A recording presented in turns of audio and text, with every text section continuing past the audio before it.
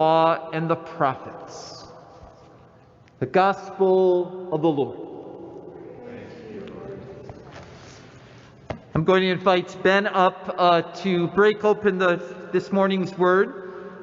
Ben is a novice of this province of the Society of Jesus, and he's here for a formational experience. So part of the experience is to preach and to break open the word. So I'm going to invite Ben to come up and to reflect on these words.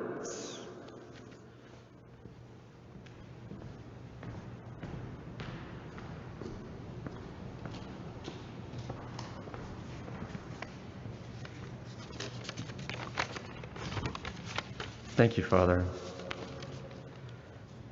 The gospel passage today is extremely powerful and direct, and in many ways, I think, is a source of extreme comfort and consolation for us.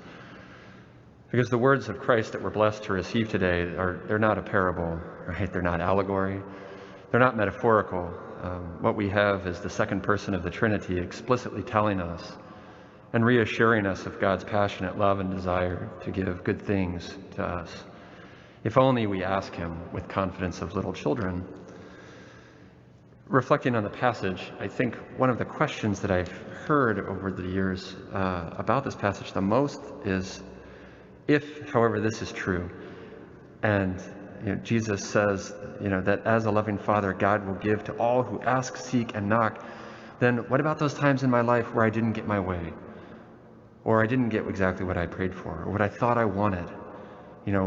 What was God doing? Why didn't he respond the way that I wanted, or asked for, or expected? These are very valid and visceral questions, and to be clear, the intent is obviously not to sow any seeds of doubt, but just to kind of seek to understand what God really desires for us, and what Jesus is telling us here.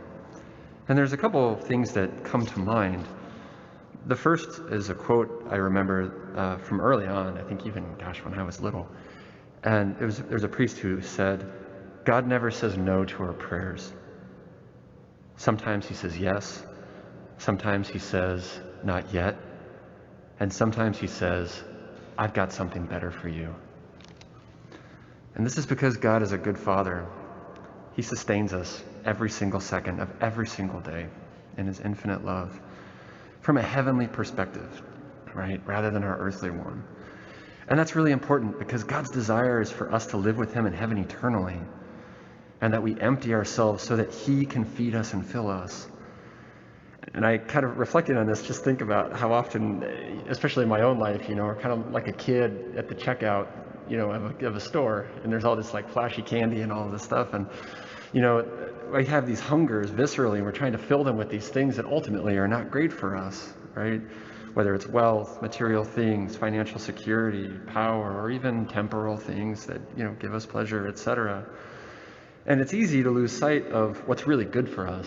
Broccoli isn't that attractive to a 5-year-old compared, to candy, but God is a good Father. He won't give us what will harm us. Just like a father wouldn't let his kids eat Skittles and marshmallows for every meal, right? He moderates our desires. He gives us what will feed us and nourish us and bring us to him. And again, I can remember there's so many times in my life, I think, where I look back at times that I prayed for things that I thought that I wanted. But in retrospect, I can see very clearly that God wanted something better for me than I could ever have wanted for myself. Something that I didn't even know was possible. He's a good Father who answers all of our prayers. The other just brief thought I think that's really important with this in the context of this passage is the importance of how we ask God for things. Do we ask with confidence? When we come to him in prayer and we ask him for things, do we really believe that he can and will do anything and everything for us?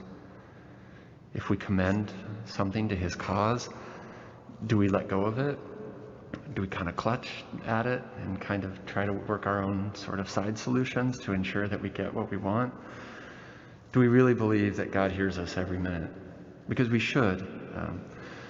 There's a book, Ensino Jesu. It's a journal of an anonymous Benedictine monk at prayer. It's his prayer journal and his experiences. And one of the things in his colloquies before the Blessed Sacrament that I think was most striking was that he says, People sometimes receive so little from me because they ask little, they trust little, and they expect little. But ask and you shall receive. Consult your friends, the saints, and learn from them what it is to ask great things of me, to ask boldly, to ask joyfully, and to ask confidently. Because the Eucharist is transforming for all who receive with bold faith. So in that spirit, as we prepare to celebrate the liturgy of the Eucharist, let's be bold, let's be confident and joyful, and bring our prayers before God, who is our loving Father, who desires to give us more than we could possibly imagine.